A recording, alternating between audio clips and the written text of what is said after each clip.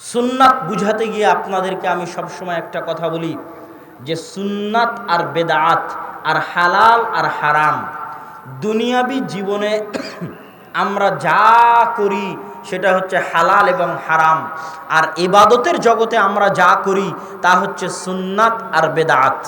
মদ খাওয়া সুন্নাত বেদাত নয়, মদ খাওয়া হচ্ছে হালাল না হারাম। শুকুরের গোস্ত খাওয়া সুন্নাত বেদাত নয়, শুকুরের গোস্ত খাওয়া হচ্ছে হালাল না হারাম এই প্রশ্ন। আর একসাথে হাত তুলে দোয়া করা এটা হালাল হারাম নয়, এটা সুন্নাত বা বেদাত। শবে বরাত হালাল হারাম নয়, শবে বরাত সুন্নাত বা বেদাত। এই জন্য যে শবে বরাত একসাথে হাত তুলে এগুলো ইবাদত, আর শুকুরের গোস্ত খাওয়া মদ পান করা ওগুলো দুনিয়ার কাজ। মানুষের খাওয়া দাওয়া চলাফেরা উঠা বসা ব্যবসা বাণিজ্য কৃষ্টি কালচার সংস্কৃতি অনুষ্ঠান সামাজিকতা ওগুলো সব হালাল হারাম। আর সালাত সিয়াম হজ জাকাত জিকির আজকার তাসবিহ তাহলিল এগুলো সব হচ্ছে হয় সুন্নাত না হয় বেদাত।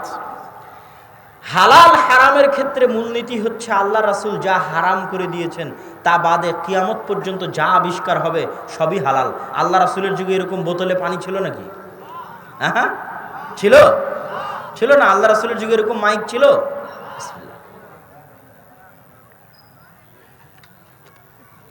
তো এখন কেউ যদি বলে আপনি এত বেদাত করেন তো মাইকে বক্তব্য দেন, এটাও তো বেদাত বলতে পারে না? আপনি বিশাল প্যান্ডেল করেছেন, লাইট দিয়েছেন, এগুলো সবই বেদাত। বাবা এগুলো একটা বেদাতের সাথে সম্পৃক্ত, এগুলো হয় হলে হালাল হবে না হয় হারাম হবে। হলে কি হবে? হালাল না হয় হারাম। কেননা এগুলো একটা ইবাদত নয়, এর একটা যন্ত্র, দুনিয়ার যন্ত্র। এর একটা মাধ্যম, লাইট টাইট এগুলো দুনিয়ার যন্ত্র। টিস্যু এটা একটা দুনিয়ার আবিষ্কার। এগুলো একটাও ইবাদত নয়, সুতরাং এগুলো একটাও সুন্নাত বেদাত হবে না। এগুলো কি হবে? হয় হালাল না হয় হারাম। তো এগুলোর ক্ষেত্রে মূলনীতি হচ্ছে আল্লাহর রাসূল যা হারাম করে গেছেন তা বাদে কিয়ামত পর্যন্ত যা আবিষ্কার হবে সবই কি হবে? হালাল। সবই কি? সবই হালাল, সবই হালাল। যেমন কিভাবে? রাসূল সাল্লাল্লাহু আলাইহি সাল্লাম বলে গেছেন হুররিমাত আলাইকুমুল মাইতা, মৃত ব্যক্তির গোশত তোমাদের জন্য হারাম, ওয়াদ্দাম রক্ত তোমাদের জন্য হারাম, লাহমুল খিনজির শুকুরের গোশত তোমাদের জন্য হারাম।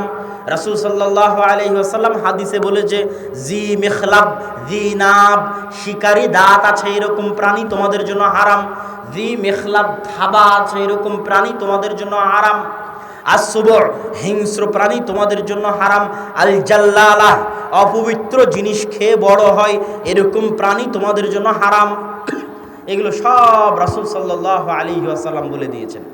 তো রাসূল সাল্লাল্লাহু আলাইহি ওয়াসাল্লামের এই কথার মধ্যে থেকে এতটুকু আমরা বুঝতে পারি যে উটের গোশত খাওয়া হালাল, কেননা উট এগুলো একটার মধ্যেও পড়ে না। গরুর গোশত খাওয়া হালাল, কেননা গরু এগুলো একটার মধ্যেও পড়ে না। এখন গরু আল্লাহ রাসূলের যুগে ছিল কি ছিল না এটা দেখে লাভ আছে? কথা কি আমার বুঝতে পারছেন না মনে হয়? যে গরু আল্লাহ রাসূলের যুগে ছিল কি ছিল না এটা দেখে লাভ আছে? এটা দেখে লাভ নাই। দেখতে হবে কি গরু কি মৃত, গরুর রক্ত, গরু কি শুকুর, গরু কি শিকারী দাঁতওয়ালা, গরু কি হিংস্র প্রাণী, গরু কি থাবাওয়ালা, গরু কি অপবিত্র জিনিস খেয়ে বড় হয়, আল্লাহ রাসূল যা যা হারাম করে গেছেন তার বাইরে পড়ছে কিনা, তার মধ্যে না পড়লেই হলো। এখন আল্লাহ রাসূলের যুগে উটের গোশত যেভাবে খেয়েছে আমরা কি ওভাবে খাই? খাই না। এখন উটের কচি উটের বাচ্চার গোশত দিয়ে সর্বোন্নত মানের বিরিয়ানি তৈরি হয়, যে বিরিয়ানিকে বলে হাসি। সৌদির হোটেলগুলোতে গেলে দেখবেন হাসি অনেক দামি উটের কচি বাচ্চার গোশত দিয়ে বিরিয়ানি বানিয়েছে। আল্লাহ রাসূলের যুগে ছিল বিরিয়ানি? বিরিয়ানি ছিল না? ছিল না? ছিল না। তখন আপনি যদি বলেন বিরিয়ানি খাওয়া হারাম, এটা হবে না।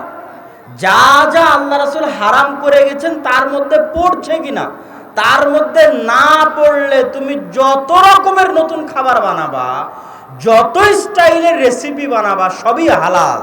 সবই কি? হালাল। হারামের মধ্যে না পড়লেই হলো। আজকে আমরা কত নতুন ব্যবসা করতেছি, একটা ব্যবসা আল্লাহ রাসূলের যুগে ছিল না। এখন সব ব্যবসা কি হারাম হবে? হবে না। খালি দেখো ব্যবসার মধ্যে হারামটা আছে কিনা। আল্লাহ রাসূল যে হারাম জিনিসগুলো বলে গেছেন এইটা এটা এটা এটা হারাম। সুদ হারাম, ধোঁকা দেওয়া হারাম, মালিকানা না নিয়েই পুনরায় বিক্রি করে দেওয়া হারাম, তারপরে হচ্ছে এক ক্রয়ের মধ্যে দুই ক্রয় করে দেওয়া হারাম, তারপরে হচ্ছে এরকম ক্রয় বিক্রয়ের অধ্যায়ে যতগুলো রাসূল সাল্লাল্লাহু আলাইহি ওয়াসাল্লাম নিষিদ্ধ করেছে ওই জিনিসগুলোর মধ্যে পড়ছে কিনা, ওর মধ্যে যদি না পড়ে তো আজকে যত ব্যবসার রাস্তা আছে আজ থেকে 50 বছর পরে এর চেয়ে দ্বিগুণ হবে, 3 গুণ হবে, আরও হাজারো ব্যবসার রাস্তা বের হবে। তো ওগুলো সবই হালাল যদি হারামের মধ্যে না পড়ে। কথা মনে হয় বুঝাতে পারিনি। এবার ইবাদতের জগতে যেমন জমি আমার বললে দলিল দেওয়া লাগে। এখন আপনি যদি বলেন জমি যে আপনার নয়, দলিল দেন, এটা কি হাস্যকর নয়? কথাটা মনে হয় বুঝতে পারেননি। ভাই এই জমিটা আমার নয়, দলিল দেন, আপনার জমি নয়, দলিল দেন আপনি। এটা কি গ্রহণযোগ্য কথা? হ্যাঁ ভাই এই জমি কি আপনার? না ভাই এই জমিটা আমার না। আপনার না, এটা দলিল দেন, মেয়ে দলিল নিয়ে যাবেন যে আপনার নয়। কোন পাগলে বিশ্বাস করবে এই কথা? কোন পাগলে বলে একসাথে হাত তুলে মোনাজাত করা যাবে না, দলিল দিয়ে যান যে যাবে না? এটা কোনো কথা হলো? যখন আপনি জমি দাবি করবেন যে এই জমি আমার, তখন এবার আপনাকে দলিল দিতে হবে। দলিল দাও বেটা যে এই জমি তোমার। যখন আপনি বলবেন একসাথে হাত তুলে দোয়া করা ইবাদত, তখন তোমাকে দলিল দিতেই হবে যে আমল আল্লাহ রাসূল করেছেন। দিতে বাধ্য, দিতে হবে। যদি না দিতে পারো তাহলে দলিলবিহীন এই আমল বেদাত বলে গণ্য হবে। তাহলে সুন্নাত আর বেদাতের ক্ষেত্রে মূলনীতি হচ্ছে আল্লাহর রাসূল মৃত্যু পর্যন্ত যা যা করেছেন অতটুকুই দিন, অতটুকুই সুন্নাত, অতটুকুই ইবাদত। আল্লাহর রাসূলের মৃত্যু হয়ে যাওয়ার পরে ইবাদতের জগতে চুল পরিমাণ, সরিষা সমপরিমাণ যদি বাড়ানো হয় তাহলে ওই চুলের নাম বেদাত, ওই সরিষার নাম বেদাত। দলিলবিহীন ওই প্রত্যেকটা চুল পরিমাণ অতিরিক্ত জিনিসের নাম, দলিলবিহীন ওই প্রত্যেকটা সুই সমপরিমাণ অতিরিক্ত জিনিসের নাম বেদাত। এবার আপনার যেহেতু আমার বক্তব্যের সময় সংক্ষিপ্ত, এই জন্য যে আমাকে ট্রেন ধরে ঢাকা যেতে হবে, 11টা 20-এ রাজশাহী থেকে ট্রেন ধরতে হবে, আমার হাতে সময় সংক্ষিপ্ত। সুন্নাতের উপর আলোচনা করতে বলা হয়েছে, একসাথে হাত তুলে দোয়ার উপরেও কিছু বলতে বলা হয়েছে। একসাথে হাত তুলে দোয়া করার বিষয়ে অন্যান্য বক্তারা যা বলে আমি তা বলতে রাজি নই। আমি কি বলতে চাই? আমি বলতে চাই সালাত কাকে বলে এটা মানুষের বোঝা উচিত। যে সালাত কাকে বলে এটা আগে বুঝতে হবে। কিভাবে? রাসূল সাল্লাল্লাহু আলাইহি ওয়াসাল্লামের যুগে বৃষ্টির দরকার, বৃষ্টি প্রার্থনা করতে হবে, আল্লাহ বৃষ্টি দাও, বৃষ্টির দরকার। রাসূল সাল্লাল্লাহু আলাইহি, যেমন এই মৌসুমে এখনো বৃষ্টি বহুদিন যাবত, 10-15 দিন যাবত বৃষ্টি নাই, গরম পড়তেছে, বৃষ্টির দরকার। তখন আমরা সবাই মিলে এখানে একসাথে হাত তুলে দোয়া করতে পারি বৃষ্টি চাওয়ার জন্য, যেতে পারে করা। রাসূল সাল্লাল্লাহু আলাইহি ওয়াসাল্লামও চাইলে সব সাহাবীকে নিয়ে একসাথে হাত তুলে দোয়া করে বৃষ্টি চাইতে পারতেন, কিন্তু আল্লাহ রাসূল সবাইকে বললেন চলো মাঠে যাই। মাঠে গিয়ে সালাত কায়েম করলেন। কি কায়েম করলেন? জোরে বলেন, কি কায়েম করলেন? কিসের জন্য সালাত কায়েম করলেন?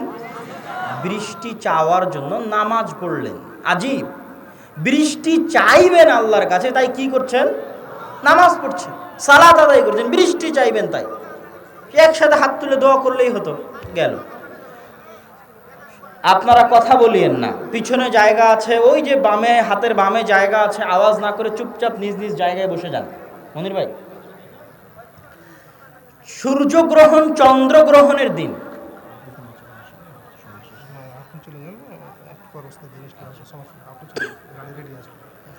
সূর্যগ্রহণ চন্দ্রগ্রহণ লেগেছে, বিপদ। এই বিপদ থেকে বাঁচতে হবে। সাহাবী বলছেন আমার হাতে তীর ধনুক ছিল, আমি তীর ধনুক ফেলে দিয়ে দৌড় দিলাম এটা দেখতে যে এইরকম বিপদে আল্লাহর রাসূল কি করেন। চন্দ্রগ্রহণের, সূর্যগ্রহণের মতো এই ভয়ঙ্কর বিপদে আল্লাহর রাসূল কি করেন তাই দেখতে তীর ধনুক ফেলে দিয়ে দৌড় দিলাম। দৌড় দিয়ে দেখি ও মা, আল্লাহ রাসূল মসজিদে নববীতে নামাজ শুরু করে দিয়েছে। আল্লাহু আকবার, নামাজ শুরু করে দিয়েছে বিপদ থেকে বাঁচতে। কে? মুহাম্মদ সাল্লাল্লাহু আলাইহি ওয়াসাল্লাম। সূর্যগ্রহণের বিপদ থেকে আল্লাহর কাছে বাঁচবে, তাই কি আদায় করছে? নামাজ আদায় করছে। জাকারিয়া আলাইহিস সালাতু ওয়াস সালাম কুল্লামা দাখালা আলাইহা যাকারিয়াল মিহরাব ওয়াজাদা ইনদাহা রিজকা। যখনই জাকারিয়া আলাইহিস সালাতু ওয়াস সালাম মারিয়াম আলাইহা সালাতু ওয়াস সালামের মেহরাবে প্রবেশ করেন, দেখেন অসময়ের ফল, অসময়ের খাদ্যদ্রব্য। ক্বালা ইয়া মারিয়াম আন্না লাকি হাযা, তিনি বললেন মারিয়াম অসময়ের খাবার কোথায় থেকে আসে? ক্বালাত হিয়া মিন ইনদিল্লাহ, অসময়ের এই খাবার আল্লাহর পক্ষ থেকে আসে। ইন্নাল্লাহা ইয়ারযুকু মান ইয়াশা বিগাইরি হিসাব, আল্লাহ সুবহানাহু তাআলা যাকে চান বেহিসাব রিজিক দান করেন। হুনালিকা দাআ জাকারিয়া রাব্বাহ, এই দৃশ্য দেখে জাকারিয়া আলাইহিস সালাতু ওয়াস সালামের অন্তর একটু ঈর্ষান্বিত হয়ে উঠল, একটু কষ্ট পেয়ে উঠল। ইস, এইরকম একজন পরহেজগার মেয়ে যার জন্য আল্লাহ খাবার পাঠাচ্ছে অসময়ে, আমার যদি এরকম একটা সৎ সন্তান থাকতো, চক্ষু জুড়ানো, চক্ষু শীতলকারী এরকম যদি একটা সৎ সন্তান থাকতো, ইস। তো এইরকম একটা সৎ সন্তানের দাবিতে উনি এখন আল্লাহর কাছে দোয়া করবেন, কিন্তু উনি বৃদ্ধ। ওয়াশতাআলার রাসু শাইবা, চুল পেকে সাদা হয়ে গেছে, দাড়ি পেকে সাদা হয়ে গেছে। ওয়ামরাআতি আকিরা, স্ত্রী বন্ধা বাঞ্ঝা, স্ত্রীর সন্তান হয় না, পেটে ধারণ করে না সন্তান। বাঞ্ঝা স্ত্রী, স্বামীতে বৃদ্ধ, চুল পেকে গেছে, দাড়ি পেকে গেছে। মারিয়ামকে দেখে সন্তানের খায়েশ জেগেছে অন্তরে। ৮০-৯০ বছর বৃদ্ধ একজন নবীর অন্তরে সন্তানের খায়েশ জেগেছে। নবী বৃদ্ধ, স্ত্রী বাঞ্ঝা, মন চাচ্ছে সন্তান নিতে, চাইবে আল্লাহর কাছে, দাঁড়িয়ে গেলেন সালাতে। আল্লাহু আকবার। এমনি হাত তুলে দোয়া করতে পারতেন, তা না করে কোথায় দাঁড়িয়ে গেলেন? সালাতে দাঁড়িয়ে গেলেন। সালাতে দাঁড়িয়ে আল্লাহর কাছে চাচ্ছেন। ইব্রাহিম আলাইহিস সালাতু ওয়াস সালামের প্রথম স্ত্রী সারা আলাইহা সালাতু ওয়াস সালাম, সারা মানে নেতা, নেত্রী। আর দ্বিতীয় স্ত্রী হাজেরা, যিনি ইসমাইলের মা। আর সারা হচ্ছে ইসহাকের মা। দুই ভাই ইসহাক এবং ইসমাইল। ইসহাকের বংশে বাকি সব নবী, আর ইসমাইলের বংশে মুহাম্মদ সাল্লাল্লাহু আলাইহি ওয়াসাল্লাম। সারাকে নিয়ে যেহেতু বাপ ইরাক থেকে বের করে দিয়েছে, ইরাক থেকে বাপ বের করে দিলে উনি ফিলিস্তিনে পালিয়ে এসেছিলেন। ফিলিস্তিন থেকে দুর্ভিক্ষের কারণে মিশরে যাচ্ছেন খাদ্যের সন্ধানে। ফিলিস্তিন থেকে মিশর যাচ্ছেন। আগের যুগ থেকে ফিলিস্তিন মিশর কানেক্টেড, আজও ফিলিস্তিন মিশর কানেক্টেড। ফিলিস্তিন থেকে মিশর যাচ্ছেন খাদ্যের সন্ধানে, সাথে স্ত্রী আছে। রাজপথের মধ্যে জালেম বাদশাহ সুন্দরী নারীদেরকে ভোগ করতে চায়। স্বামী স্ত্রী মিলে মিথ্যা পরিচয় দিলেন যে আমরা ভাই বোন। ভাই বোন মিথ্যা পরিচয় দেওয়ার পর রক্ষা হলো না, জালেম বাদশাহ সারাকে উঠিয়ে নিয়ে গেলেন। তৎকালীন পৃথিবীতে সারাকে উদ্ধার করবে, সারা কারো কাছে সাহায্য চাইবে যে বাঁচান, আমি বিপদে আছি, আমাকে উদ্ধার করেন। আজকের পৃথিবীতে এমন মানুষ নাই, এমন মানুষ আজকের মজলিসে উপস্থিত নাই যে বিপদে পড়লে ওকে উদ্ধার করার মতো 5টা মানুষ পাওয়া যাবে না। এরকম আছে না নাই? আছে। যেই বিপদে পড়ুক না কেন, ওর বন্ধু আছে, বান্ধব আছে, আত্মীয় আছে, স্বজন আছে, ফোন দিবে আর 5টা মানুষ চলে আসবে উদ্ধার করার জন্য। দেরি হতে পারে। তৎকালীন পৃথিবীকে সারাকে উদ্ধার করবে, সারা সাহায্য চাইবে, এরকম তৎকালীন পৃথিবীতে কোনো মানুষ ছিল না। কোনো মানুষ আসমানের নিচে জমিনের উপরে সারাকে সহযোগিতা করতে পারে নাই। কিন্তু সারা হচ্ছে একজন সতী সাধবী, পুত পবিত্র, আল্লাহ ভীরু, লজ্জা স্থানের হেফাজতকারী, মুহসানাত, গাফেলাত, হাফেজাত, ফুরুজাহুন্না, নিজের লজ্জা স্থানের হেফাজতকারী, তাকওয়াশীলা, পরহেজগার, আত্মমর্যাদা সম্পন্ন, পুত পবিত্র নারী, যার কাছে তার সারা জীবনের সবচেয়ে দামি সম্পদ হচ্ছে তার লজ্জা স্থানের পবিত্রতা। এরকম একজন মহান মহিয়সী নারী তার নিজের লজ্জা স্থানের পবিত্রতা ভিক্ষা চাইবে, এরকম ভিক্ষা চাওয়ার মতো, সহযোগিতা করার মতো তৎকালীন পৃথিবীতে কেউ ছিল না। ওই নারী এখন নিজের লজ্জা স্থানের ভিক্ষা চাইবে আল্লাহর কাছে। আল্লাহ, আমি যদি আমার লজ্জা স্থান আমার স্বামীর জন্য হেফাজত করে থাকি, আজ আমার লজ্জা স্থান হেফাজত আপনি করে দিবেন। এই দোয়া সারা করবে, ভিক্ষা চাইবে, কাঁদবে আল্লাহর কাছে। এই জন্য সারা সালাতে দাঁড়িয়ে গেলেন। আল্লাহু আকবার। তো সারা বুঝলো সালাত কি জিনিস, জাকারিয়া বুঝলো সালাত কি জিনিস, মুহাম্মদ বুঝলো সালাত কি জিনিস, আলাইহিমুস সালাতু ওয়াস সালাম। মুহাম্মদ সাল্লাল্লাহু আলাইহি ওয়াসাল্লামের সাহাবী মারা গেছে, সাহাবীর জন্য দোয়া করতে হবে। ওই সাহাবীর প্রতি কি আল্লাহ রাসূলের ভালোবাসা নাই? ভালোবাসা আছে না নাই? আল্লাহর রাসূল ওই সাহাবীর জন্য দোয়া করবেন। সব সাহাবীকে নিয়ে কবরের পাশে একসাথে করো। জাকারিয়া বুঝলো সালাতের শক্তি কতখানি, সন্তান দরকার, সালাত আদায় করো। সারা বুঝলো সালাতের ক্ষমতা কতখানি, বিপদ থেকে উদ্ধারের দরকার, সালাত আদায় করো। আর আমাদের মুরব্বী 5 ওয়াক্ত সালাতের মতো পাওয়ারফুল, ক্ষমতাশালী, বিশাল দোয়া, সবচেয়ে শক্তিশালী দোয়া, সবচেয়ে পাওয়ারফুল দোয়া, আল্লাহর নিকটে যাওয়ার সবচেয়ে শক্তিশালী, সবচেয়ে পাওয়ারফুল মাধ্যম। এই সালাত শেষ হওয়ার পরে মুরব্বিতে বলছে হুজুরে দোয়া করালো না। এর চেয়ে বড় অপমান সালাতের দুনিয়াতে আর কিছু হতে পারে না। এর চেয়ে বড় অপমান সালাতের, যে সালাতের অপমান, যে সালাত শেষ হয়ে গেল। পৃথিবীর সবচেয়ে বড় দোয়া, সবচেয়ে দামি দোয়া, মুহাম্মাদে বুঝলো এই দোয়া। বৃষ্টির দরকার, সালাত আদায় করো। সূর্যগ্রহণ থেকে বাঁচতে চাও, সালাত আদায় করো। মৃত ব্যক্তির জন্য দোয়া করতে চাও, সালাত আদায় করো। জাকারিয়া বুঝলো সালাতের পাওয়ার, সন্তানের দরকার, সালাত আদায় করো। সারা বুঝলো সালাতের পাওয়ার, বিপদ থেকে বাঁচার দরকার, সালাত আদায় করো। সালাতের মতো এত শক্তিশালী, এত পাওয়ারফুল ইবাদত, এত সর্বশ্রেষ্ঠ দোয়া, সর্বোত্তম দোয়া শেষ হওয়ার পরে হুজুরে বলছে যে দোয়া করালো না, মুরব্বিতে বলছে দোয়া করালো না। এর চেয়ে বড় অপমান আসমানের নিচে জমিনের উপরে সালাতের আর হতে পারে না। ওই মুরব্বিকে, ওই হুজুরকে আরো 100 বছর পড়তে হবে সালাত কাকে বলে এটা বোঝার জন্য। তো আমি একসাথে হাত তুলে দোয়া করার উপর অন্যরা যেভাবে বলে সেভাবে বুঝাতে চাইনি। আমি আপনাকে বুঝাতে চাইছি, আপনি ভিতর থেকে ফিল করেন হোয়াট ইজ সালাত। সালাত কি? এর চেয়ে পাওয়ারফুল ইবাদত আসমানের নিচে জমিনের উপরে নাই। এর চেয়ে শক্তিশালী দোয়া আসমানের নিচে জমিনের উপরে নাই। আপনি যে কোনো বিপদে পড়েন না কেন, সব বিপদ থেকে আপনাকে উদ্ধার করতে পারে যদি সালাতের মাধ্যমে আল্লাহকে ডাকেন। আর সালাতের মাধ্যমে আল্লাহকে ডাকলে যত দ্রুত পাওয়া যায়, যত কাছে পাওয়া যায়, পৃথিবীর আর কোনো মাধ্যম নয় আল্লাহকে ডাকার। এর চেয়ে শক্তিশালী, এর চেয়ে পাওয়ারফুল। যেই দিন আপনি সালাত বুঝে যাবেন, সেই দিন আপনি বুঝবেন আল্লাহু আকবার বলে দোয়া শুরু হয়েছিল আর আসসালামু আলাইকুম বলে দোয়া শেষ হয়েছিল।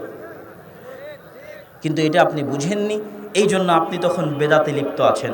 সম্মানিত উপস্থিতি, আল্লাহ সুবহানাহু ওয়া তাআলা আমাদেরকে রাসূল সাল্লাল্লাহু আলাইহি ওয়াসাল্লামের সুন্নাতের উপর আমল করার এবং সালাতের গুরুত্ব, সালাতের মর্যাদা। সালাত হচ্ছে, আজকের বক্তব্যের শেষে আরেকটা কথা বলে যাই, রব্বি জাআলনি মুকিমাস সালাহ। ইব্রাহিম আলাইহিস সালামের দোয়া, আল্লাহ গো আমাকে নামাজ আদায়কারী বানান, অমিন যুররিয়াতি, আমার পরবর্তী বংশধরকে নামাজ আদায়কারী বানান। আমি যেন বেনামাজি না হই, আমার পরবর্তী বংশধর যেন বেনামাজি না হয়। শয়তানের দাসত্ব, শয়তানের গোলামির বিরুদ্ধে সবচেয়ে বড় অস্ত্র, সবচেয়ে ভয়ঙ্কর অস্ত্র, সবচেয়ে শক্তিশালী অস্ত্র হচ্ছে 5 ওয়াক্ত সালাত মসজিদে গিয়ে আদায় করা। যে 5 ওয়াক্ত সালাত মসজিদে গিয়ে আদায় করতে পারবে নিয়মিত, ও শয়তানের বিরুদ্ধে সবচেয়ে বড় জিহাদ, সবচেয়ে সফল জিহাদ পরিচালনা করতে পারবে। অন্য সকল ষড়যন্ত্র, শয়তানের অন্য সকল ষড়যন্ত্রকে কাবুতে নিয়ে আসা তার জন্য সহজ হবে।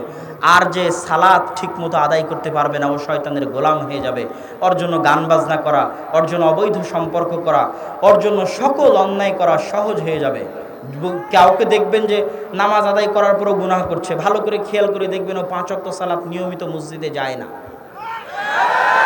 যে নামাজি নামাজের পরেও গুনাহ করে, ওই নামাজি 5 ওয়াক্ত সালাতের জামাতের নামাজি নয়। 5 ওয়াক্ত সালাতের জামাতের নামাজি হচ্ছে শয়তানের বিরুদ্ধে সবচেয়ে বড় জিহাদকারী, সবচেয়ে সফল জিহাদকারী। আর এর চাইতে টপ লেভেলের জিহাদকারীকে যে রাতে উঠে নিয়মিত তাহাজ্জুদের সালাত আদায় করে। অতএব 5 ওয়াক্ত সালাত নিয়মিত ধরে রাখার চেষ্টা করেন। জান্নাত অত কঠিন কিছু নয়, জান্নাত সহজ, গরিব মানুষের জন্য আরও সহজ। খালি 5 ওয়াক্ত সালাত আদায় করবেন আর কোরআন তেলাওয়াত করবেন, রমজান মাসে সিয়াম পালন করবেন, জান্নাতে শান্তিতে প্রবেশ করবেন ইনশাআল্লাহ। আল্লাহ সুবহানাহু ওয়া তাআলা আমাদেরকে সালাত আদায় করার, আল্লাহ রাসূলের সুন্নাত অনুযায়ী চলার তৌফিক দান করুক, আল্লাহুম্মা আমিন। ইউনিয়নের এতেসাম এজেন্ট মেহেদি হাসান সালাফির কাছ থেকে এতেসাম কালেক্ট করবেন। মাসিক আল ইতিসাম সংগ্রহ করবেন, এজেন্ট হবেন। নিয়মিত আমাদের লেখা থাকে, নিয়মিত আমাদের আলোচনা থাকে। মিন্নাতুল বারী দ্বিতীয় খণ্ডের ব্যাখ্যাও মাসিক আল ইতিসামে নিয়মিত বের হচ্ছে। এবং আমাদের জামিয়া সালাফিয়ার পক্ষ থেকে যে সমস্ত বইগুলো বের হয়, সেই বইগুলোর মধ্যে উস্তাজি রাসূল সাল্লাল্লাহু আলাইহি ওয়াসাল্লামের সালাত বনাম প্রচলিত সালাত, এই বই তো আছে। পোশাক, এই বই তো আছেই। তার পাশাপাশি জামিয়া সালাফিয়ার নিজস্ব প্রকাশনায় দুটো বই বের হয়েছে। একটা হচ্ছে আহলে হাদিসদের উপর মিথ্যা অপবাদ ও তার জবাব, এটা একটা উর্দু বইয়ের অনুবাদ। আহলে হাদিসদের উপর যে বিভিন্ন অপবাদগুলো দেওয়া হয় সেটার জবাব। আর একটা হচ্ছে সালাত যদি ছুটে যায়, 1 রাকাত 2 রাকাত ছুটে গেছে, এখন কি করবেন অনেকেই বুঝতে পারে না, যে আগে হাত বাঁধবো না আগে রুকুতে যাব না আগে সিজদায় যাব। এই সালাত ছুটে গেলে কি করণীয়, তার জন্য একদম ছোট্ট বই। এটাও আমাদের মাসিক আল ইতিসামের গবেষণাগার থেকে, জামিয়া সালাফিয়ার মাকতাবাতুস সালাফ প্রকাশনী থেকে এই দুটো বই বের হয়েছে।